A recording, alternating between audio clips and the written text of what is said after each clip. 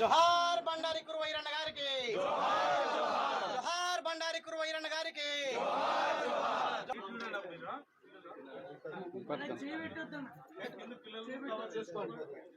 ఈరోజు కురువ ఈరన్న గారు తెలుగుదేశం పార్టీ వాళ్ళు దారుణంగా హత్య చేయడము, వీళ్ళందరూ ఇతను వైఎస్ఆర్ కాంగ్రెస్ పార్టీకి మొదటి నుంచి అభిమానిగా ఉన్నాడు.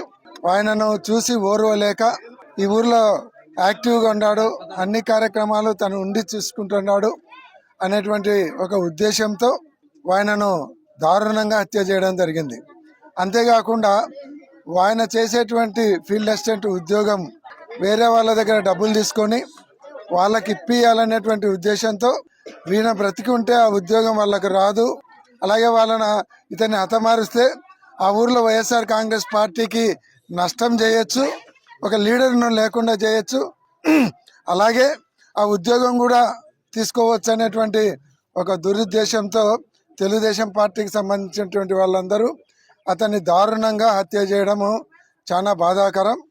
కాబట్టి ఆ కుటుంబాన్ని ఆదుకోవాలి, ఆ కుటుంబానికి సపోర్టింగ్గా ఉండాలి, ఆర్థికంగా సహాయం చేయాలని స్థానిక శాసనసభ్యులు విరూపాక్షి గారు మేము అందరం పోయి జగన్మోహన్ రెడ్డి గారిని కలిసి ఆయనకు వివరించినప్పుడు ఆ కుటుంబానికి పార్టీ నుంచి 5 లక్షల రూపాయలు ఆర్థిక సహాయం చేసేదానికి జగన్మోహన్ రెడ్డి గారు ఒప్పుకోవడం జరిగింది. విరూపాక్షి గారు 2-3 సార్లు జగన్మోహన్ రెడ్డి గారిని కలిసి కూడా ఇక్కడికి రావాలని కూడా ఆహ్వానించినారు.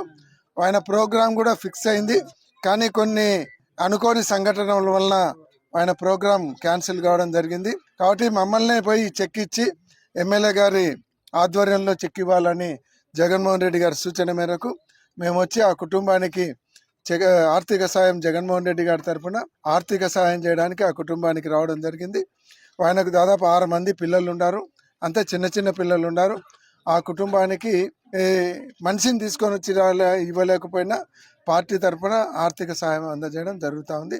జగన్మోహన్ రెడ్డి గారు ఆ కుటుంబానికి ప్రగాఢ సంతాపం తెలియజేయమని జగన్మోహన్ రెడ్డి గారు ప్రత్యేకంగా చెప్పడం జరిగింది.